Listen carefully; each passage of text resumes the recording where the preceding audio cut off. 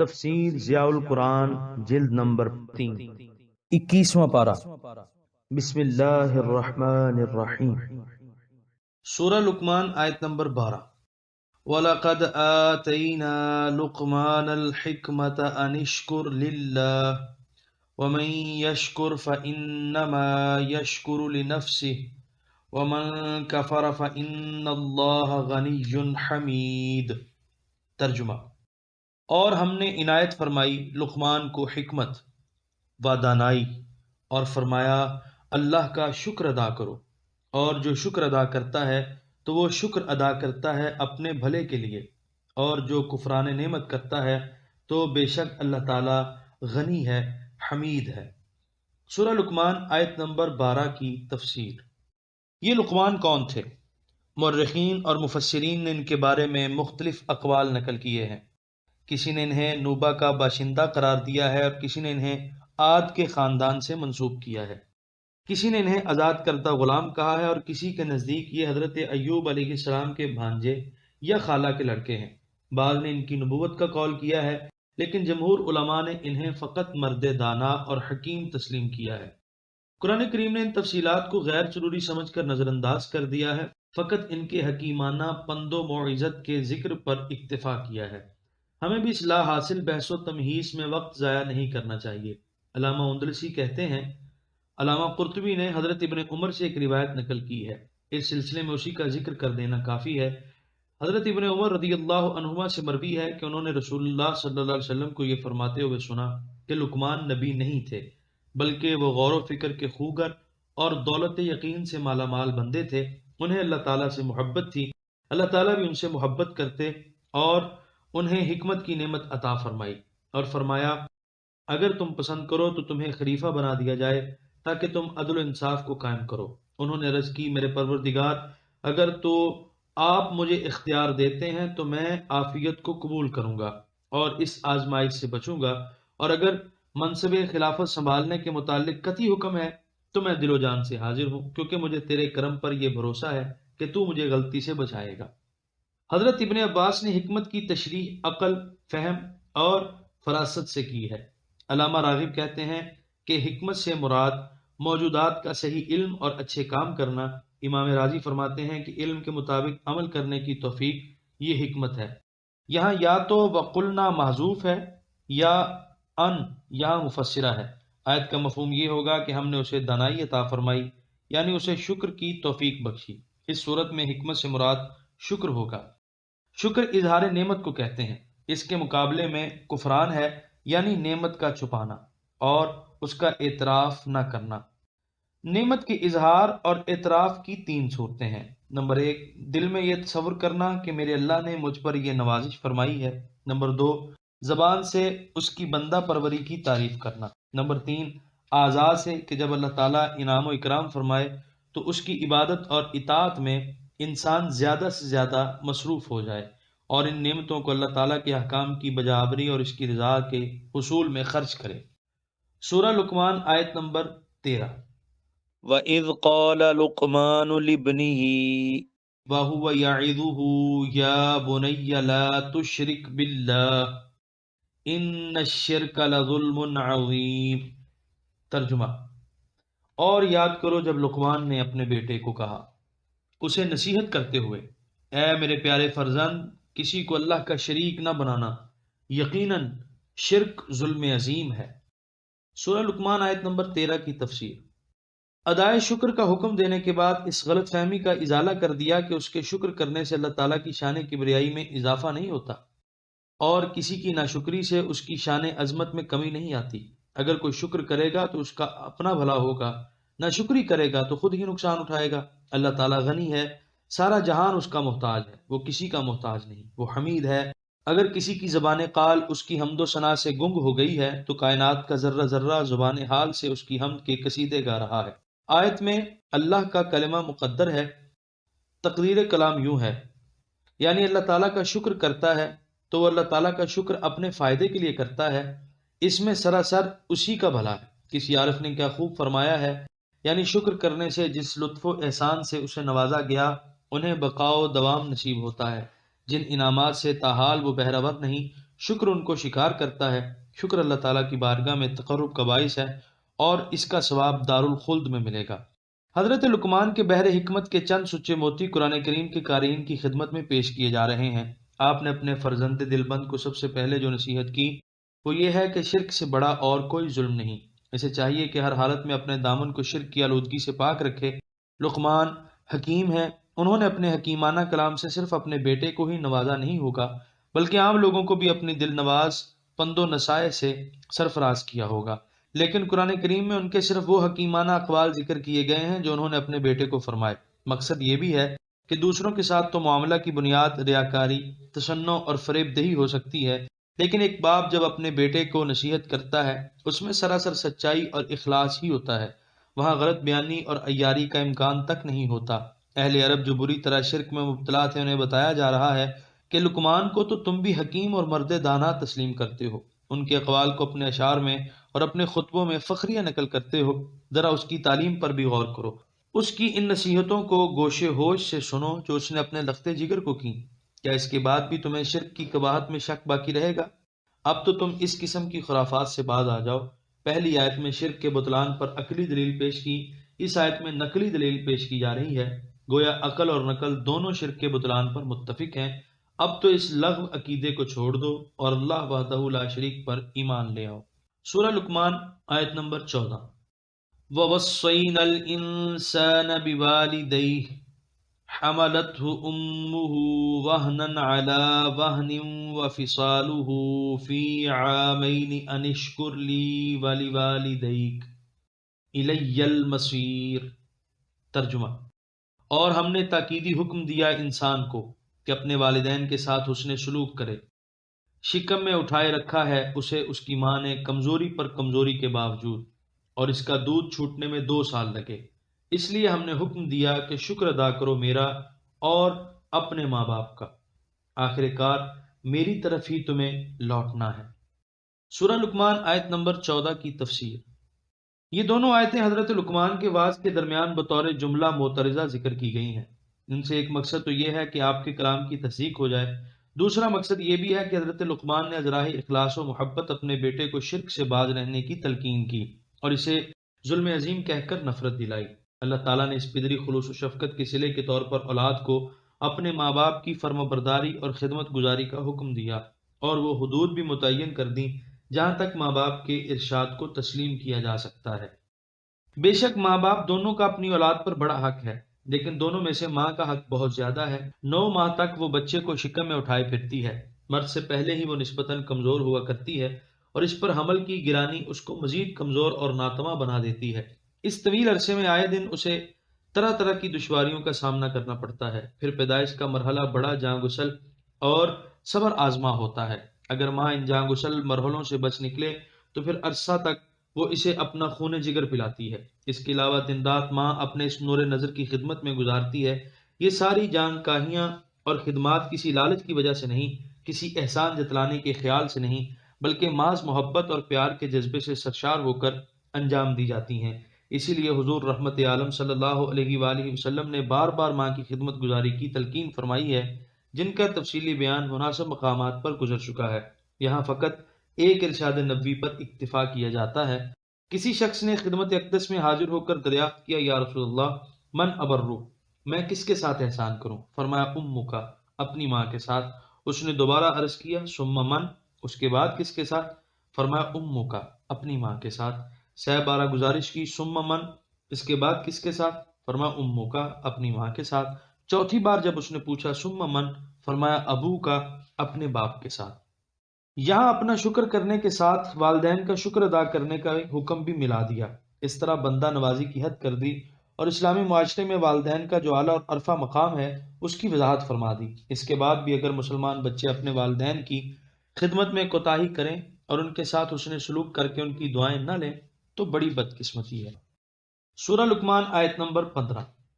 وَإِن جَاهَدَاكَ عَلَىٰ أَن تُشْرِكَ بِي مَا لَيْسَ لَكَ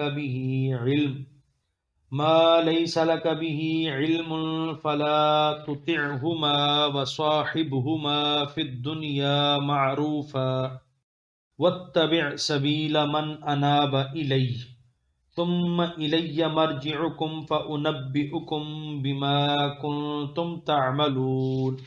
ترجمہ: اور اگر وہ دباؤ ڈالیں تم پر کہ تو میرا شریک ٹھہرائے اس کو جس کا تجھے علم تک نہیں، تو ان کا یہ کہنا نہ مان، البتہ گزران کرو ان کے ساتھ دنیا میں خوبصورتی سے، اور پیروی کرو اس کے راستے کی جو میری طرف مائل ہوا، پھر میری طرف ہی تمہیں لوٹنا ہے، پس میں آگاہ کروں گا تمہیں ان کاموں سے جو تم کیا کرتے تھے۔ سورہ لقمان آیت نمبر 15 کے پہلے حصے کی تفسیر۔ والدین کی اطاعت کا بار بار تاکیدی حکم قرآن کریم نے دیا گیا۔ اس سے یہ غلط فہمی پیدا ہو سکتی تھی کہ والدین کا ہر حکم ماننا اور ان کی ہر خواہش کو پورا کرنا ضروری ہے، اگرچہ وہ شرک کرنے اور نافرمانی کرنے کا بھی حکم دیں۔ اس آیت میں اس غلط فہمی کا ازالہ کر دیا اور بتا دیا کہ بے شک والدین کا بڑا حق ہے اور ان کی خوشنودی حاصل کرنا بہت بڑی سعادت ہے، لیکن بہرحال ان کا حق اللہ تعالیٰ کے حق سے کم ہے۔ اگر وہ اس کے ساتھ شرک کرنے پر اصرار کریں گے یا کسی ارشاد الہی سے سرتابی پر مجبور کریں گے تو اس وقت ان کے حکم کو مسترد کر دینا ضروری ہوگا، کیونکہ اب وہ اپنی حد سے تجاوز کر رہے ہیں۔ حدیث پاک میں ہے کہ کسی مخلوق کی ایسی اطاعت نہ کرو جس سے اللہ تعالیٰ کی نافرمانی ہوتی ہو۔ چاہیے تو یہ تھا کہ جب والدین اپنے خالق اور مالک کے سرکش ہوں اور شرک کے مرتکب ہوں تو ان سے قطع تعلق کر لیا جائے اور کسی قسم کی شفقت اور محبت کا مظاہرہ ان سے نہ کیا جائے، لیکن انسان قربان جائے اس دین فطرت کی پاکیزہ تعلیمات پر۔ فرمایا ان کی یہ بات نہ مانو، اس کے علاوہ ان کے ساتھ حسن سلوک کے سارے تقاضے پورے کرو۔ وہ بیمار ہوں تو ان کی تیمارداری کرو، وہ مفلس ہوں تو ان کے اخراجات کا بوجھ تم اٹھاؤ، ان کا ادب و احترام ہر حالت میں ملحوظ رکھو، ان کی زیادتیوں کے باوجود تمہاری طرف سے تلخ کلامی اور بے مہری کی نوبت نہ آنے پائے۔ بے شک قرآن خداوند عالم کا کلام ہے، بے شک اسلامی شریعت پر عمل پیرا ہو کر ہم دونوں جہانوں کی سعادتوں سے بہرہ اندوز ہو سکتے ہیں۔ حضرت سعد بن ابی وقاص فرماتے ہیں کہ یہ آیت میرے حق میں نازل ہوئی، میں اپنی والدہ کا بڑا فرمانبردار اور اطاعت گزار تھا، اس کی خدمت اور دلجوئی میں کوئی دقیقہ فروگزاشت نہ کرتا تھا۔ اللہ تعالیٰ نے جب مجھے نعمت ایمان سے مشرف کیا تو میری ماں سخت بر افروختہ ہوئی، مجھے کہنے لگی اے سعد تم نے یہ کیا حرکت کی ہے؟ اگر تو نے اس نئے دین کو نہ چھوڑا تو میں کھانا پینا بند کر دوں گی یہاں تک کہ مر جاؤں گی، اور لوگ تجھے اپنی ماں کا قاتل کہہ کر آر دلائیں گے اور تو ملک بھر میں رسوا ہوگا۔ میں نے کہا اماں ایسا نہ کرو، میں کسی قیمت پر بھی اپنا دین نہیں چھوڑوں گا، لیکن وہ بضد رہی، دن بھر نہ کچھ کھایا اور نہ پیا، رات بھی یوں ہی گزار دی، جس کے باعث وہ بہت کمزور ہو گئی۔ دوسرا دن اور رات اس نے فاقے سے گزار دیا، اب تو اس کی کمزوری حد کو پہنچ گئی۔ جب میں نے اس کی یہ ضد دیکھی تو میں نے کہا اے ماں تو خوب جان لے اگر تیری 100 جانیں ہوں اور سب ایک ایک کر کے نکل جائیں تو خدا کی قسم میں اپنے دین کو پھر بھی نہیں چھوڑوں گا۔ اب تیری مرضی ہے تو کھا اور نہیں ہے تو بے شک نہ کھا، میں اپنا دین چھوڑنے کے لیے کسی قیمت پر تیار نہیں۔ میرا عزم مصمم دیکھ کر میری ماں نے بھوک ہڑتال ختم کر دی۔ اللہ تعالیٰ دین حق پر ہمیں بھی اسی قسم کی استقامت عطا فرمائے، آمین۔ سورہ لقمان آیت نمبر 15 کے بقیہ حصے کی تفسیر۔ اور پیروی کرو اس راستے کی جو میری طرف مائل ہو۔ کسی کے ساتھ اس نے خلق کا مظاہرہ کرنا، خندہ پیشانی سے پیش آنا، مروت اور احسان کرنا اور بات ہے، لیکن کسی کی اطاعت و اتباع کا معاملہ بالکل دوسرا ہے۔ اتباع فقط اسی کی کرنی چاہیے جو ہر طرف سے رخ پھیر کر اللہ تعالیٰ کی طرف متوجہ ہو، محبت و مودت کے سارے رشتے توڑ کر ایک اللہ کی محبت اپنے دل میں بسائے، اور جس کسی کے ساتھ وہ محبت کرے فقط اسی لیے کہ یہ اس کے محبوب کا محبوب اور پیارا ہے۔ علماء تفسیر نے فرمایا ہے کہ من انابہ سے یہاں مراد حضرت ابوبکر صدیق رضی اللہ عنہ ہیں۔ آپ کی انابت اللہ کی شان دیکھنی ہو تو آپ کی کتاب زندگی کا مطالعہ کیجئے، آپ کو پتہ چلے گا کہ اللہ کے بندے کیسے ہوتے ہیں اور مصطفیٰ کریم صلی اللہ علیہ وآلہ وسلم کے مریدان باصفا کا کیا مقام ہے۔ آپ جب مشرف اسلام ہوئے تو حضرات سعد بن ابی وقاص، عبد الرحمن بن عوف، عثمان، طلحہ، زبیر اور سعید رضی اللہ عنہم جوفہم و فراست، دنیاوی وجاہت، کاروباری مہارت میں مکہ کے سربر آوردہ لوگوں میں سے تھے۔ ابو بکر رضی اللہ عنہ کے پاس آئے اور آ کر دریافت کیا اے ابو بکر کیا تم نے محمد صلی اللہ علیہ وآلہ وسلم کی تصدیق کر دی ہے اور ان پر ایمان لے آئے ہو؟ آپ نے کہا ہاں میں تو ایمان لے آیا ہوں اور صدق کے دل سے ان کی رسالت کو تسلیم کر لیا ہے۔ اتنا جواب سنتے ہی یہ حضرات بارگاہ مصطفی میں حاضر ہوئے، کلمہ شہادت پڑھا اور مشرف اسلام ہو گئے۔ مکہ کے ان زیرک اور معاملہ فہم لوگوں کے نزدیک اسلام کی صداقت کی سب سے بڑی دلیل یہ تھی کہ ابو بکر جیسا دانا اور ہوش مند شخص اس کو قبول کر چکا ہے۔ الہی ہمیں بھی ان لوگوں کی پیروی نصیب کر جو تیری یاد، تیرے ذکر اور تیری محبت میں سرشار رہتے ہیں، آمین۔ سورہ لقمان آیت نمبر 16۔ یا بنی انہا ان تک مثقال حبۃ من خردل فتکن فی صخرۃ او فی السماوات او فی الارض یأت بها اللہ ان اللہ لطیف خبیر۔ ترجمہ: لقمان نے کہا، پیارے فرزند، اگر کوئی چیز رائی کے دانے کے برابر وزنی ہو، یا پھر وہ کسی چٹان میں یا آسمانوں یا زمین میں چھپی ہو تو لے آئے گا اسے اللہ تعالیٰ۔ بے شک اللہ تعالیٰ بہت باریک بین، ہر چیز سے باخبر ہے۔ سورہ لقمان آیت نمبر 16 کی تفسیر۔ اب پھر حضرت لقمان کی موعظت کا سلسلہ شروع ہوتا ہے۔ سب سے پہلے آپ نے اپنے بچے کو شرک سے باز رہنے کا حکم دیا، اب وہ اسے اللہ تعالیٰ کے علم محیط اور قدرت کاملہ کا درس دے رہے ہیں۔